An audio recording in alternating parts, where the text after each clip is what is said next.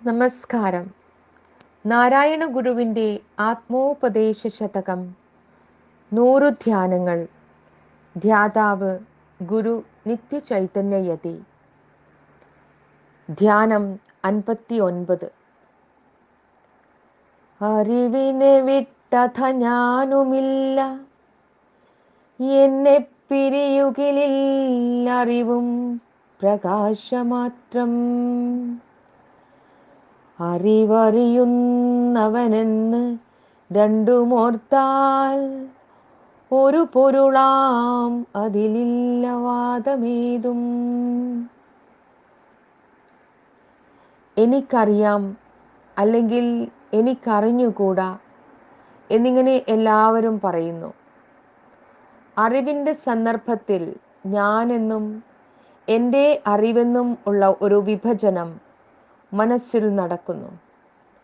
കഴിഞ്ഞ ശ്ലോകത്തിൽ അവിരതമെണ്ണി അളന്നിടുന്നതെല്ലാം ഭ്രമം ആണെന്ന് പറയുകയുണ്ടായി. ഈ അളവുകളും വിലയിരുത്തലുകളുമെല്ലാം നടക്കുന്നത് എൻ്റെ അറിവ് എന്നു പറയുന്നതിലാണ്. ഞാൻ എന്ന അറിവ് അറിവിൻ്റെ തന്നെ കണ്ണുപോലെയാണെന്ന് പറയാം.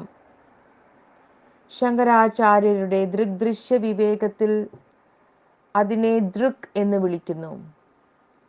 വെളിച്ചമുള്ളപ്പോൾ അത് വെളിവാക്കുന്ന വിഷയങ്ങൾ ഒന്നിൽ നിന്നും വേറൊന്നിനെ പിരിച്ചു വയ്ക്കത്തക്കവണ്ണം രൂപഭേദമുള്ളതായും നിറഭേദമുള്ളതായും അർത്ഥവ്യത്യാസമുള്ളതായും കാണപ്പെടുന്നു.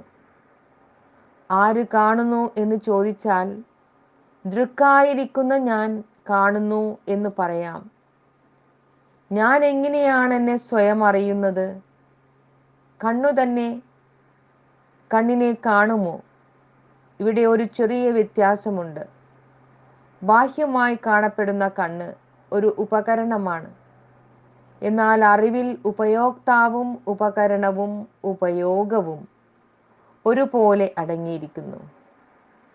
അറിയുക എന്ന പ്രക്രിയയെ തന്നെ അറിവ് അതിൻ്റെ വിഷയമാക്കുകയും ഇതറിയുന്നു, ഇത് ഞാൻ അറിയുന്ന അറിവ്, ഇതാ ഞാൻ അറിഞ്ഞുകൊണ്ടിരിക്കുന്നു എന്നിങ്ങനെ അറിവിനു അതിനെ തന്നെ പിരിച്ചു പറയുവാൻ, പിരിച്ചു വെച്ചറിയുവാൻ യാതൊരു വിഷമവുമില്ല.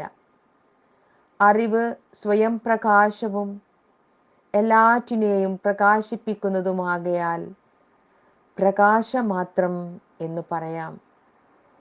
ഇവിടെ ഒരു ചോദ്യം സംഗതമായി വരുന്നു.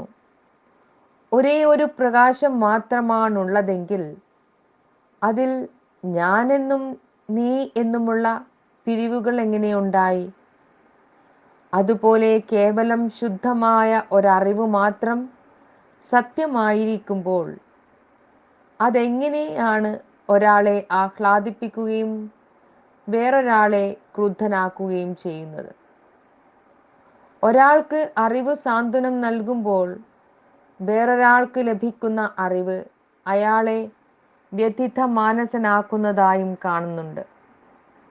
ഇങ്ങനെ ഒട്ടനേകം വൈവിധ്യങ്ങളും വൈരുദ്ധ്യങ്ങളും തൊട്ടു കാണിക്കാം എന്നിരിക്കുമ്പോൾ അറിവ് ശുദ്ധവും നിരതിശയവുമായി സച്ചിദാനന്ദം മാത്രമാണെന്ന് എങ്ങനെ പറയാം?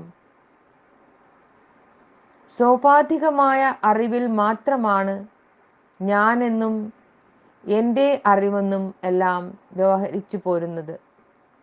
ആ അറിവ് അസത്താണ്, അധ്യാരോപിതമായ അറിവാണ്. എവിടെ ആരോപിച്ചിരിക്കുന്നു എന്ന് ചോദിച്ചാൽ സത്തിൽ ആരോപിച്ചിരിക്കുന്നു എന്ന് പറയാം. ആത്മാവിൻ്റെ ഉണ്മയെ തന്നെയാണ് സത്ത് എന്ന് പറയുന്നത്. അതൊരിക്കലും പ്രമേയമായി വരുന്നില്ല. അറിവെന്നും അറിയുന്നവനെന്നും അറിയപ്പെടുന്ന വിഷയമെന്നും പിരിക്കുവാൻ കഴിയുന്നത് ഭ്രമബുദ്ധി ഉണ്ടായിരിക്കുമ്പോൾ മാത്രമാണ്. ത്രിപുടി ഒഴിഞ്ഞിരിക്കുന്ന അഭേദബുദ്ധിയിൽ പ്രകാശിക്കുന്ന ശുദ്ധജ്ഞാനം മാത്രമാണ് സത്യമായ അറിവ്. ത്രിപുടി ഒഴിഞ്ഞിരിക്കുന്ന അഭേദബുദ്ധിയിൽ പ്രകാശിക്കുന്ന ശുദ്ധജ്ഞാനം മാത്രമാണ് സത്യമായ അറിവ്. ഓം